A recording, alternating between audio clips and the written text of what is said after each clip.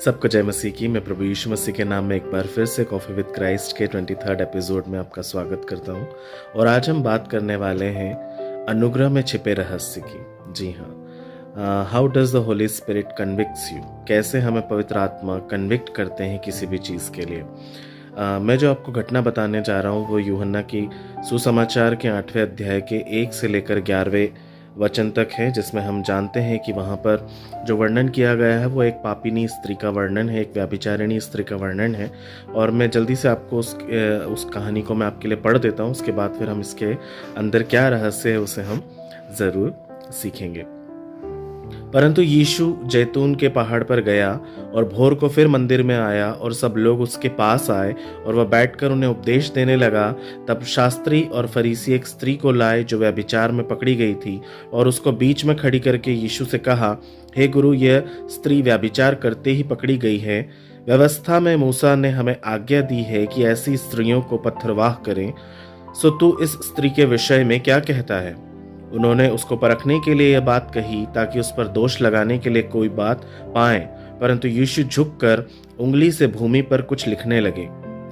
जब वे उससे पूछते रहे तो उसने सीधे खड़े होकर उनसे कहा कि तुम में जो निष्पाप हो वही पहले उसको पत्थर मारे। और फिर झुककर भूमि पर उंगली से लिखने लगा। परंतु वे सुनकर बड़ों से लेकर छोटे तक एक एक करके निकल गए और यीशु अकेला रह गया और वह स्त्री बीच में खड़ी रह गई। यीशु ने सीधे होकर उससे कहा, हे नारी, वे कहाँ गए? क्या किसी ने तुझ पर दंड की आज्ञा न दी? उसने कहा, हे प्रभु, किसी ने नहीं। यीशु ने कहा, मैं भी तुझ पर दंड की आज्ञा नहीं देता, जा और फिर पाप न करना। तब यीशु ने फिर लोगों से कहा, जगत की ज्योति मैं हूँ, जो मेरे पीछे हो लेगा वह अंधकार में न चलेगा परंतु जीवन की ज्योति पाएगा। तो मेरे प्रियो, ये जो प्रसंग है, यहाँ से जो प्रेरणा, जो संदेश मैं आपको देना चाहता हूँ वो न केवल यीशु मसीह के स्पर्श के विषय में है परंतु उसकी दया वो हमें स्मरण दिलाती है और एक जीवन को एक नई दिशा देने वाली एक बहुत बड़ी प्रेरणा है। क्या हुआ था यहाँ पर? हम सब जानते हैं कि एक पापिनी स्त्री को कुछ फरीसी और शास्त्री पकड़ कर लेकर आते हैं क्योंकि वो व्यभिचारिणी थी।